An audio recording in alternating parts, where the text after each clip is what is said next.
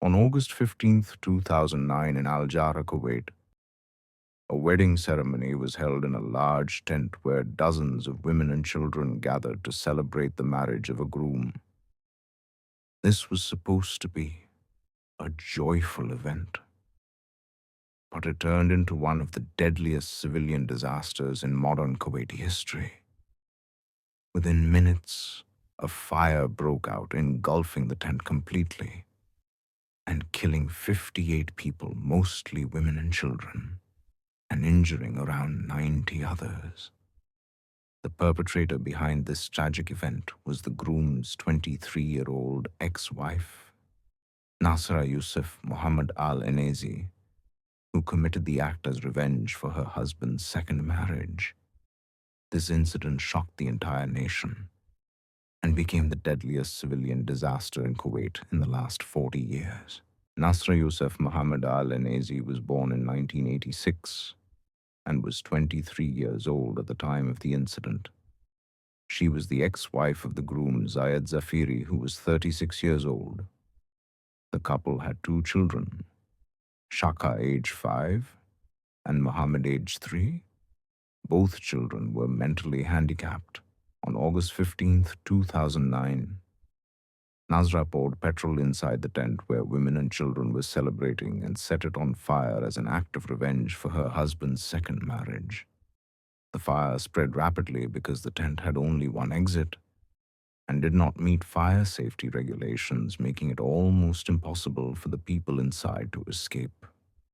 The bride and the groom's second wife were not inside the tent during the incident, but many others were trapped inside, including mothers and daughters. The fire caused the deaths of 58 people, mostly women and children, and injured about 90 others. The temperature inside the tent reportedly exceeded 500 degrees Celsius, 930 degrees Fahrenheit, making rescue almost impossible. Some victims were burned beyond recognition, and forensic specialists had difficulty identifying them. The event caused panic and chaos, with guests trying desperately to escape through the only exit. The stampede worsened the injuries, and the intensity of the fire made evacuation extremely dangerous. This was not the first incident in Al Jara. As in the previous year, two women had died in a similar fire. Nazra al-Enezi was arrested on August 16th, 2009, the day after the fire. She initially confessed to police that she set the tent on fire to take revenge for her husband's treatment, but later recanted in court, claiming she had only sprayed the tent with cursed water and did not set it on fire. The Kuwaiti Fire Service Department confirmed the fire was deliberate and found evidence of flammable substances at the scene. The report also highlighted gross errors, including only one exit overcrowding and the presence of large amounts of flammable items.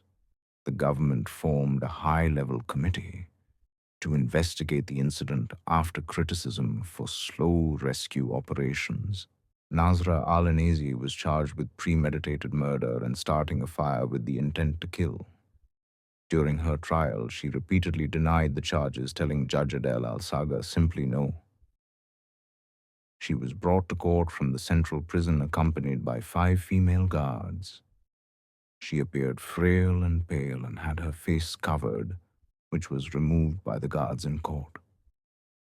She did not speak much, and her lawyers demanded her release, pending trial, claiming mistreatment in prison, including being forced to have an abortion, which they said was deliberate to allow the death sentence to be carried out. The court rejected all defense petitions and scheduled hearings for November 17th, 2009 for defense arguments. On March 30th, 2010, Nazra al-Enezi was found guilty of premeditated murder and starting a fire with intent to kill and sentenced to death by hanging. And this was the first time in Kuwait's history that the Supreme Court upheld a death sentence for a woman. On June 12th, 2011, the Supreme Court upheld the appeals court decision to execute her The case triggered intense debate in Kuwait. Some citizens believed the death sentence was fair, while others hoped it would be commuted to life imprisonment. The defense attorney Zaid al-Kabaz criticized the handling of the case, stating the court did not listen to the defense and that political and public pressures influenced the verdict.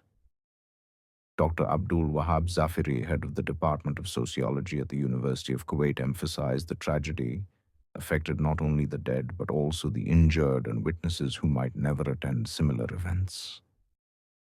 He highlighted social problems including polygamy, lack of respect for women, and insufficient appreciation of their role. Hider al-Baroun, professor of psychology, expressed hope for compassion toward both the accused and victims' families. Najla al-Naki, a lawyer in the government's Department of Fatwa and Legislation, supported the death sentence as a deterrent.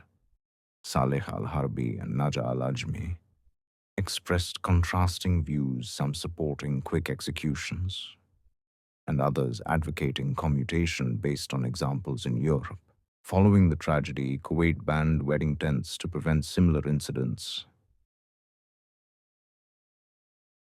The fire caused severe injuries to 90 people, including burns. The KFSD report stressed the importance of event licensing and fire safety regulations. The disaster remains a cautionary tale about the dangers of personal revenge and negligence in safety measures. The event highlighted the psychological impact on survivors and emphasized the need for social reforms to address issues like polygamy and women's rights.